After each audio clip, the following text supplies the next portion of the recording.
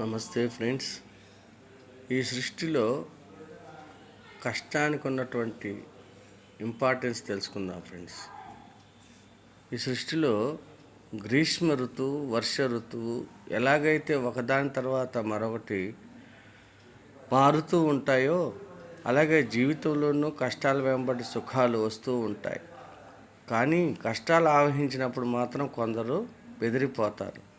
ఈ ప్రకృతిలో ఎండ తగలకుండా పెరిగిన చెట్టు లేదు, కష్టం లేకుండా ఎదిగిన మనిషి లేడు.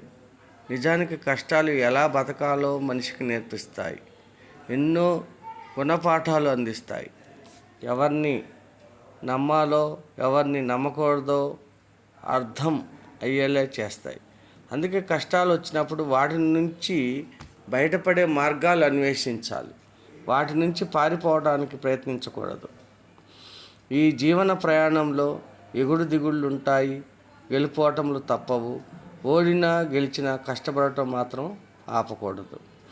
మనం కష్టం వెంటనే ఫలించి గెలుపును ఇవ్వకపోవచ్చు, కానీ ఏదో ఒక రోజున మనం కోరుకున్న గెలుపును మనకు అందిస్తుంది.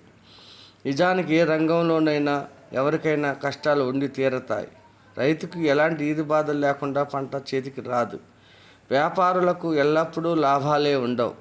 ఆధ్యాత్మిక సాధకుడికి తపోదీక్ష ప్రారంభించగానే దైవదర్శనం కాదు, సంకల్ప బలం. కృషిని నమ్ముకున్న వారు మాత్రం ఏటికి ఎదురీదినట్లుగా ధైర్యంతో కష్టాలను ఎదుర్కొని అద్భుతమైన విజయాలను అందుకుంటారు.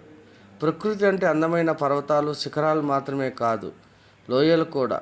అలాగే జీవితం అంటే ఆనందమే కాదు, ఆవేదన, కష్టాలు కూడా ఉండక తప్పవు. అందుకే మనకు కష్టాలు ఎదురయ్యాయని ఎవరిని నిందించకూడదు. కలకాలం ఉండని కష్టాల గురించి కలత చెందకుండా స్థిత ప్రజ్ఞతతో, ఆత్మవిశ్వాసంతో ముందుకు సాగాలి. మనోనిబ్బరాన్ని అలవర్చుకోవాలి. కొందరు కష్టాలు కలిగినప్పుడు దైవంపై విశ్వాసాన్ని కోల్పోతారు. కానీ ఎందరెందరో దైవభక్తులు మాత్రం ఎన్ని కష్టాలు, సుఖాలు అనుభవించినా తాము నమ్ముకున్న దైవాన్ని వీడలేదు. అలాంటి వారిలో తుకారాం, పోతన్న, సతీ సక్కుబాయి మొదలైన వారున్నారు. బాలభక్తుడైన ప్రహ్లాదుడిలా కష్టాల్లో కూడా స్థిరచిత్తులైన వారే ఆ దైవానికి ప్రీతిపాత్రులవుతారు. ఉత్తమ భక్తులుగా ఆచంద్రార్కం నిలుస్తారు. స్వామి వివేకానంద మహనీయులందరూ కష్టాల నుంచే జీవిత పాఠాలు నేర్చుకున్నారు. కష్టాలే వారిలో నిద్రావస్థలో ఉన్న శక్తుల్ని, ప్రతిభల్ని అభివ్యక్తం చేశాయి. అందువల్ల ఎప్పుడైనా ఓడినప్పుడు ధైర్యంగా నిలబడాలి, గెలిచినప్పుడు స్థిరంగా ప్రశాంతంగా ఉండాలి.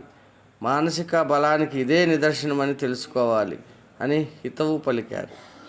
కష్టాలు ఎదురైనప్పుడు, సమస్యలను పరిష్కరించుకోలేనప్పుడు చాలామంది నిరాశకు గురవుతారు. నిజానికి మనం ఉన్న పరిస్థితులకు మనమే కారకులం. అందుకే ఆ పరిస్థితులను మార్చుకోగల శక్తి కూడా మనలోనే ఉంది. మంచి వాళ్లకు కష్టాలు వస్తే వారు రాటుదేలుతారు, కానీ కఠినులుగా మారరు. ప్రతి మనిషి కష్టాలను ధైర్యంతో ఎదుర్కొని సానుకూల దృక్పథంతో ముందుకు ప్రయాణించాలి. సాధారణంగా చాలామంది కష్టం వచ్చినప్పుడే ఆ భగవంతుడిని కొలుస్తారు, కానీ ఆయనను నిత్యం స్మరిస్తే కొండంత కష్టాన్ని ఘోరంత చేసి దాన్ని సులువుగా దాటే శక్తి మనకిస్తాడు. కష్టాలు కుంభవృష్టిలా మనల్ని ముంచేస్తే మనల్ని గొడుగుబట్టి కాపాడతాడు. అలాంటప్పుడు భగవంతుడు మనలోనే అంతర్యామిగా ఉన్నాడనే సత్యం అర్థమవుతుంది. అప్పుడు ఎలాంటి కష్టాలైనా అవలీలగా అధిగమిస్తాము. కష్టే ఫలే. కాబట్టి సృష్టిలో కష్టాన్ని మనం గౌరవించాలి, సాధించాలి, ప్రయత్నం చేసి సక్సెస్ అవ్వాలి. Thank you friends.